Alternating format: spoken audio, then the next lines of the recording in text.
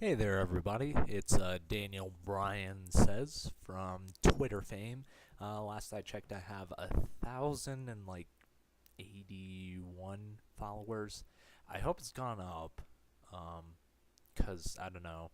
Apparently, I was like on fire, live tweeting the pay-per-view that was tonight that I'm gonna share my thoughts on. No Way Out 2012. Um, yeah. First of all, thanks to at Fight Dynamite.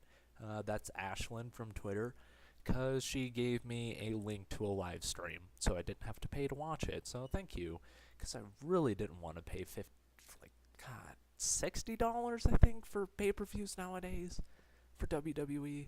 I mean, fuck. You'd think that they lowered the price because of the economy and whatever, but shit, $60. Unfucking believable. But anyways, um, so thoughts on this pay-per-view? I didn't get to see the pre-show, so I didn't get to see Santino and David Otunga and like what was it, strap match? I think they said like it was supposed to be a tuxedo match, but then it became a strap. Or no, it was Santino and Ricardo Rodriguez. Yeah, David Otunga isn't doing anything anymore, anyways, except for being Laurinaitis's like ass slave or something like that. But anyways, unfortunately, I'm really actually disappointed. I miss Ziggler versus Sheamus. Like, I fucking love Ziggler. Ziggler's, it's, God, he's really fucking good. And the fact that he only wrestled for OVW, Ohio Valley Wrestling and FCW. Like, gee, it's fucking scary how good he is considering he never ran the Indies. Like, God, fucking great. And then Sheamus, I like Sheamus. He's good. Um, yeah, I don't know what else to say about him. Oh, I will say I'm glad that they're actually keeping character continuity with Sheamus ever since he turned heel.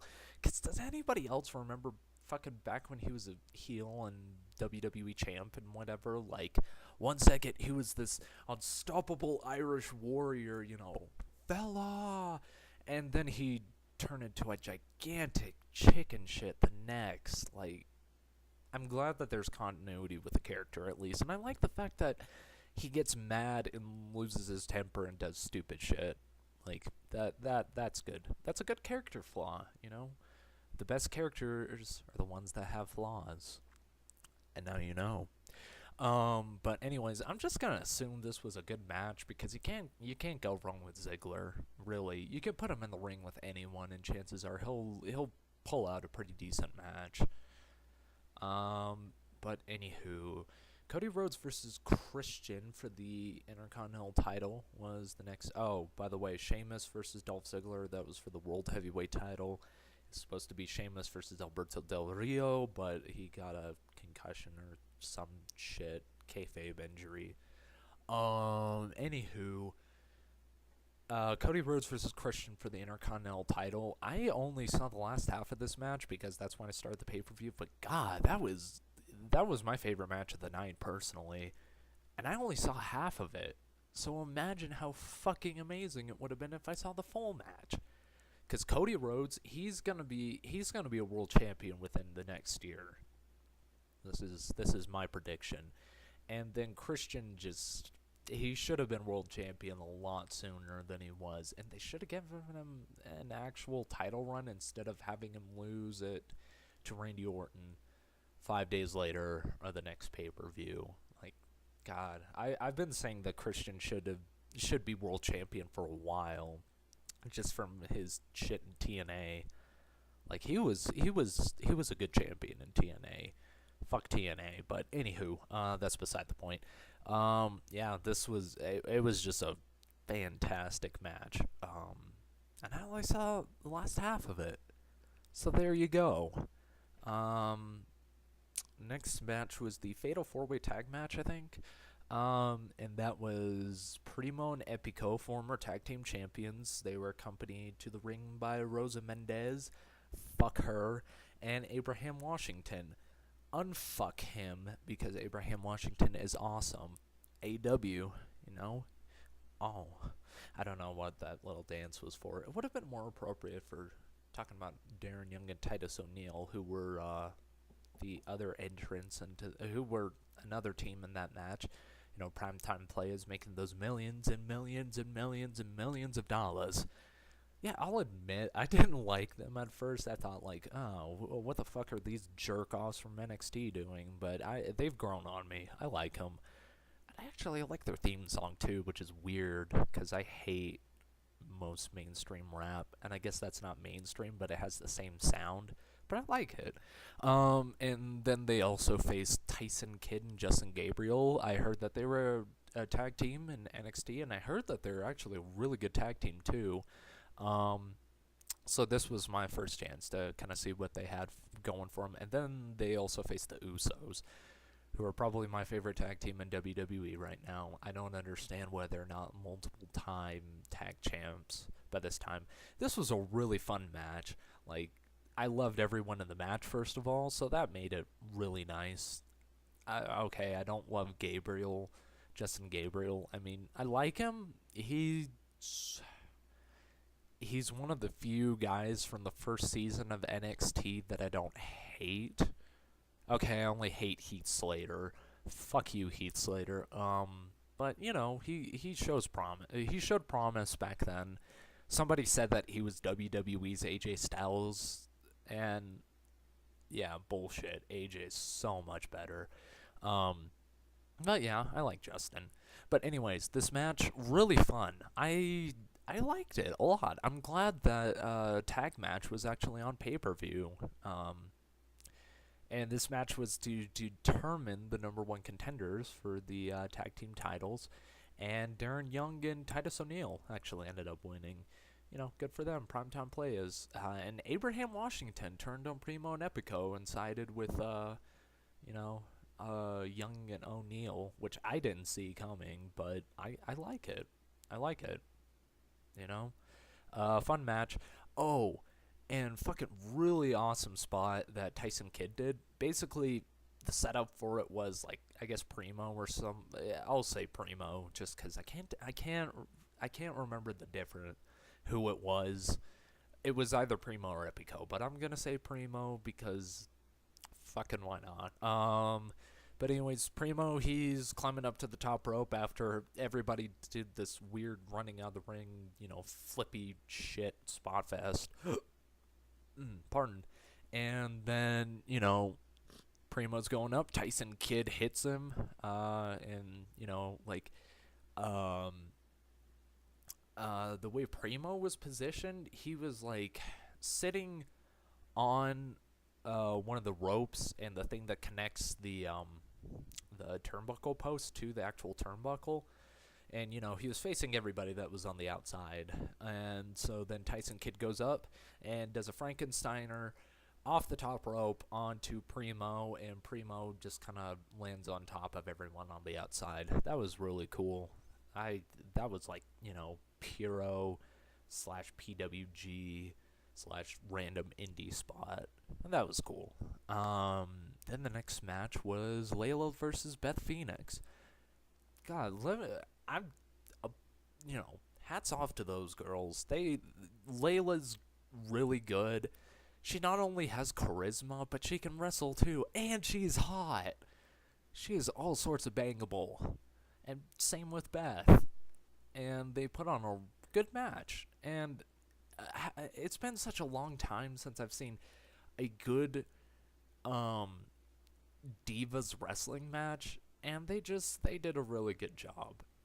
And I felt like they didn't get appreciated enough, but, you know, good for them. I liked that match a lot.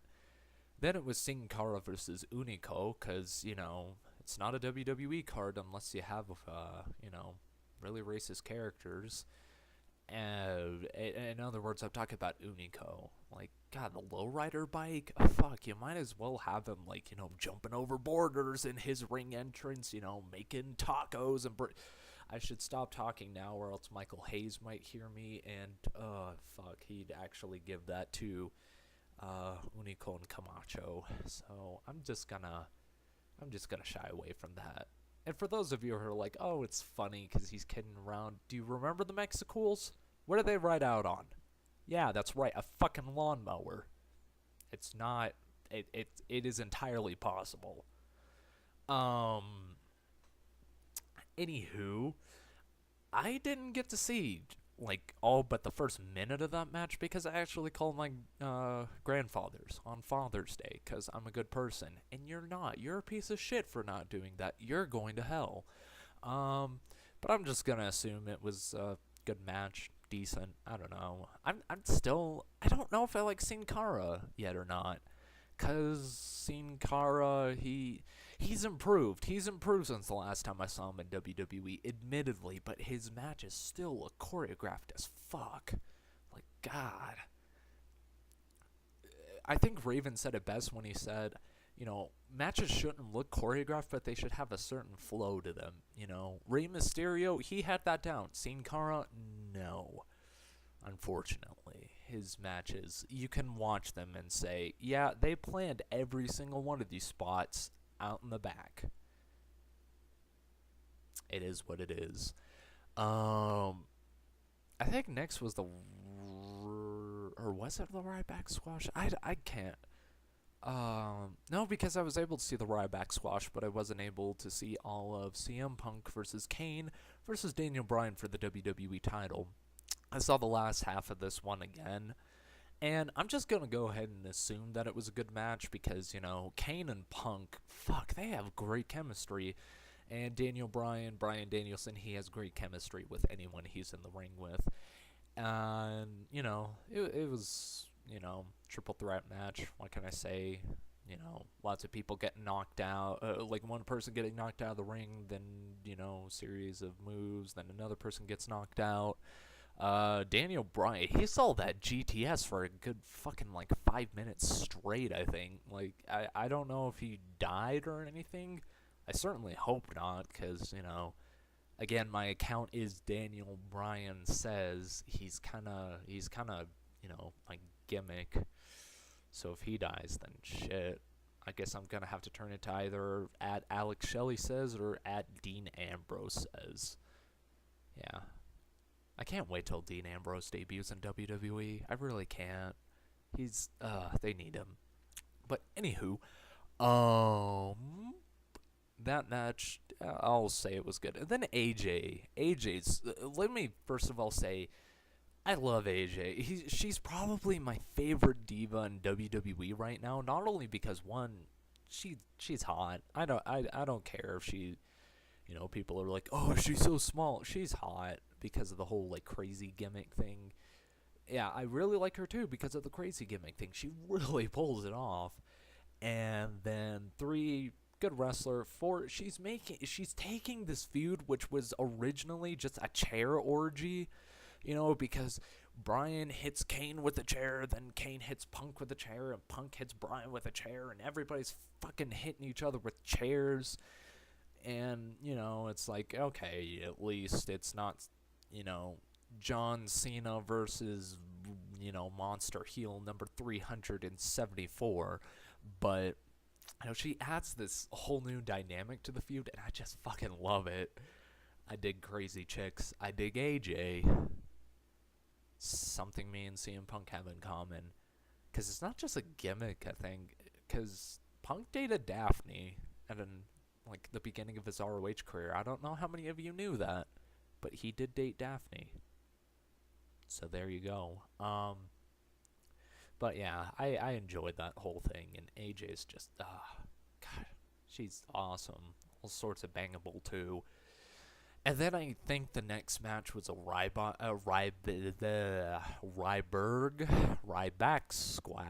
squash. Fuck, why can't I talk? Ryback squash match. Again, he takes on 2 guys, and I don't know what to say about this. He said when he had those guys up and I don't even know what to call it. His finishing move. I know Bobby Lashley used to do it. I'm pretty sure Brock Lesnar used to do it too. Fuck, I don't know. I don't know what to call it. I know you set it up first as like a fisherman suplex, then you set him up like he's in a torture rack, except for you have the leg cradle, and then you just like, I guess you could call it a leg cradle torture rack bomb. Sure, I'll just call it that. Anyways, when he had both of the Ryback had both of the guys up, he says, "Feed me 3," to which I said that was our generation's Austin 316, and people actually took me seriously. Like, come on, give me a little more credit than that, please. I like Ryback, but not that much. I can't wait until Ryback actually gets in actual matches, like, where there's a babyface shine, heel heat, comeback. That'll be nice to see what he actually has, like, what kind of talent he has. But yeah, that match, whatever. And then the main event, Big Show versus John Cena, I don't even know how many matches these two have had and how many feuds these two have had. I think the first one started in 2003, and 9 years later, they're still feuding. Not consistently all in a row, but come on. Shit. Maybe this is just because I didn't think Tensai was a flop. I actually liked Lord Tensai a lot, but just come on. You're beating a dead horse with a stick. You've done it already. Move on, please. But anyways, this match, I was a bit hesitant on whether it would be good or not when I first heard about it, but I wanted it to be good. I really did, because I like Cena and I like Big Show. They're actually both really good workers. Contrary to what everyone says, they're actually really good workers. Big Show's been pulling out really good matches ever since his feud with Daniel Bryan. And John Cena, he's been pulling, I've legitimately become a fan of John Cena after his matches with Tensai and Brock Lesnar. Because, well, before then, I started liking him at the, kind of tail end of the Rock Cena feud, because he stopped being like, I'm going to be funny and make, fart jokes and gay and penis jokes. I'm John Cena. That was my literal. That's actually how John Cena sounds to me on most episodes of Raw. But anywho, this match sucked. I'm sorry, this match was the shits, just the utter shits. It was boring as shit. Brodus Clay came down. That was okay. Jobbers came down. Big Show actually ended up punching the cage. He knocked out the steel fucking cage, and knocked out Zack Ryder. So a 2-1 for Big Show there. Kofi Kingston kicks Big Show in the head while he's climbing out, and Big Show gets hit with an attitude adjustment, and then there's this stupid both guys are getting out of the ring at the same, getting out of the cage at the same time, but John Laurinaitis is like, I'm gonna hit you with my crutch if you come down. Then Brodus Clay's like, that ain't happening, because he's a sassy black woman who don't need no man. Holds Laurinaitis in place, and Big Show's crawling towards the door. The longer this match goes, and that's a bad thing. And Cena drops down and ends up winning the match. And then Vince McMahon, who is at ringside, comes over to John Laurinaitis and says, John Laurinaitis, you're fired. He didn't say fired. He said fired. There was no F that I heard. So John Laurinaitis is actually not fired. God, that match was just abysmal, though. Fuck that match. That was boring as shit. WWE, that main event was bad, and you should feel bad. Because I like both of those wrestlers, and it made me hate them for a few minutes. Ugh. Fuck. That's what I have to say about that main event. Just fuck. And everything that had to deal with that main event. Fuck. So yeah, all in all, No Way Out, it was actually pretty decent, I thought. Aside from Big Show and Cena, and then the Ryback squash. Everything was pretty solid, if not great. Would I buy the DVD? No. Would I say that pay-per-view was terrible like everybody else fucking says? Of course not. I thought it was okay. You know, I'm glad I didn't pay for it, because I'll be fucking damned if I'll pay $60 to watch Big Show versus John Cena number 789. Or however many fucking times they've had matches. But anyways, those are my thoughts on No Way Out. Make sure to subscribe to this channel. And follow me on Twitter at Daniel Bryan Says. And, you know, tune in to watch me live tweet. And, you know, that's always fun. And yeah, thanks for taking a look here at this video. Hopefully I'll have some more up soon. I'm thinking about talking about a PWG show and reviewing one of those, because I've been on kind of a PWG tear, even though I only own 4 PWG DVDs. But it's a great promotion nonetheless. But anywho, Daniel Bryan Says, I'm signing off. You have yourselves a great night, or day, or morning, or possible end of the world. I don't know. I would feel very flattered if you were watching one of my videos during the apocalypse. Just saying.